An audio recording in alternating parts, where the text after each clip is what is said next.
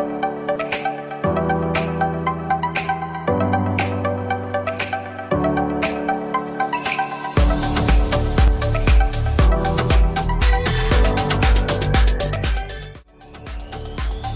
Hi, Angel. Good to see you. Likewise. Good to see you. So we are here today because we've been receiving a lot of messages from our C-level counterparts online on LinkedIn and other sources and other meetings and gatherings that we organize almost every single week. And if you had to summarize, what's top of mind right now of most of the C-level executives in the organizations in the world regarding of the industry, what would you say? Angel, other than some of the obvious ones like Amazon and Apple and some of the digital companies who are doing very well under the current situation, the significant majority of companies are just focusing on preserving capital, staying afloat, not running out of cash, and just re-engineering the way they do things. And obviously we know that most of the companies, most of the industries are also have gone from working face-to-face to working remote. So yes, that actually increases, that makes the entire equation a little bit more complicated, right? Because people are working remotely. Yeah. So is there a way in which preserving capital, in which mitigating risk could be done in a more efficient way with everybody working remotely today? Yeah, I really believe that there is a way of doing this. It's lonely out there. And when people are out there sitting in front of a computer screen on their own, it's very hard to connect what they do to what the shareholders look at. The shareholders are interested in one thing: demonstrate sustainable profits and cash flow, okay? And demonstrate sustainable profits and cash flow, and demonstrate to me how we can stay alive at this point in time. Normally, we're looking at a trajectory. How can we increase profits and cash flow? Today, I think we want to sustain profits and cash flow, but the employees are an extension of the CEO's promise to the board and to the shareholders. So in answer to your question, people are sitting in front of a computer screen, working from home, maybe working through some kind of virtual connection as we are doing here. It's very lonely out there. And how do you really get them focused on connecting their activities to shareholder expectation? That comes with education. And another issue here, Angel, is that people tend to think of numbers in isolation. They tend to have silo thinking. So for example, people focus on increasing sales. But I like to use the expression, so what? Sales are up and we're busy, but what about operating costs? What about operating capital? What about cash flow? And if everybody understood the financial implications of what they did without thinking in a silo and could think the bigger picture, I really believe, and I've experienced this over and over again, that people's behavior and the way they think would actually change.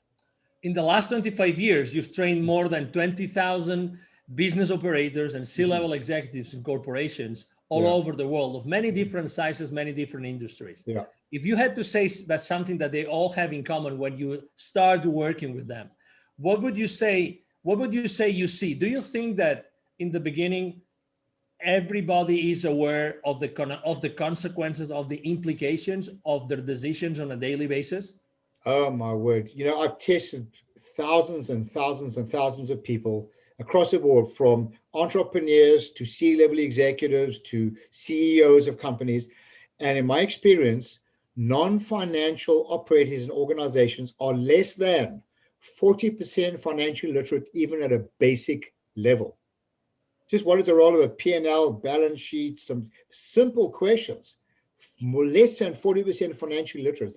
Can you imagine if people don't understand the financial implications of what they do and they work in a silo? Can you imagine how much profit is slipping through the cracks? And because basically they don't know what they don't know. It's a huge problem in organizations, Angel, across the board. Let me ask you a tricky question. Yeah. How many people in an organization do have signing power in their bank accounts? When I do workshops, and sometimes I speak at conferences and ask people to show me on their fingers, how many people have signing power? And they say 1, 5, 3. I said, you're all wrong.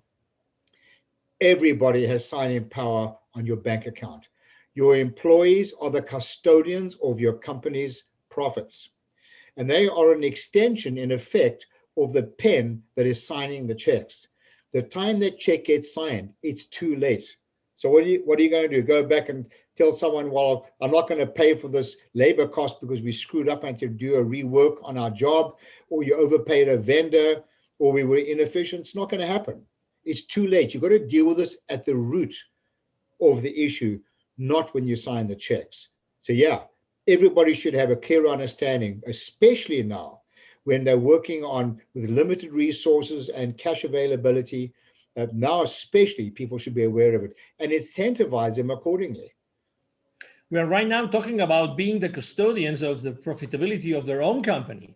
Mm-hmm. But do you think that knowing that every single company out there is trying to, preserve capital and mitigate risk, do you think that sales forces right now, the sales forces in the world, are mindful enough about preserving their clients' company capital and mitigating their clients' companies' risks?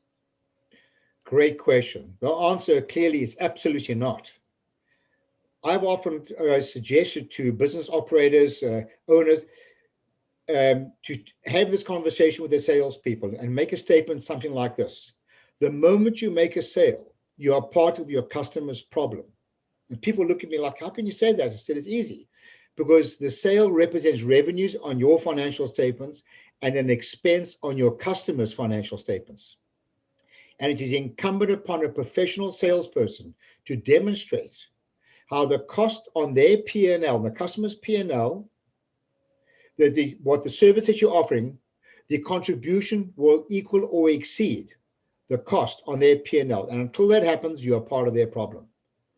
So in fact, I believe that salespeople should be rewarded on the profit or the ROI made on your products in their company, never mind your own company.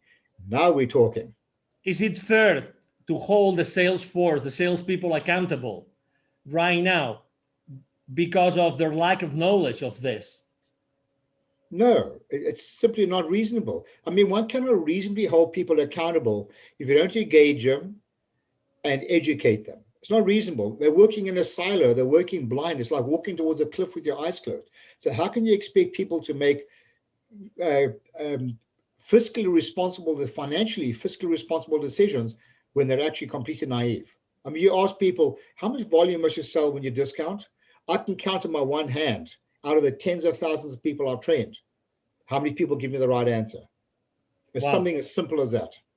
For the people discounting like crazy to get more business. For the people that would like to continue the conversation with you, what's the best way to reach out to you, Neville? Oh, just email me. I love having these conversations, in case you didn't notice. So it's Neville, Neville, at bizwisdom.com, bizwisdom.com. Contact me. I'd love to have a conversation with you. Excellent. Thank you very much, Neville, for being with us today. You're very welcome, Angel. It's always a pleasure. Thank you very much. And I'm sure that you have enjoyed this conversation with Neville Joffe as much as we have, the CEO of Biz Wisdom. Thank you for being here with us today, and hope to see you soon in our next interaction with Mr. Neville Joffe. Have a great day. Bye-bye. Bye now.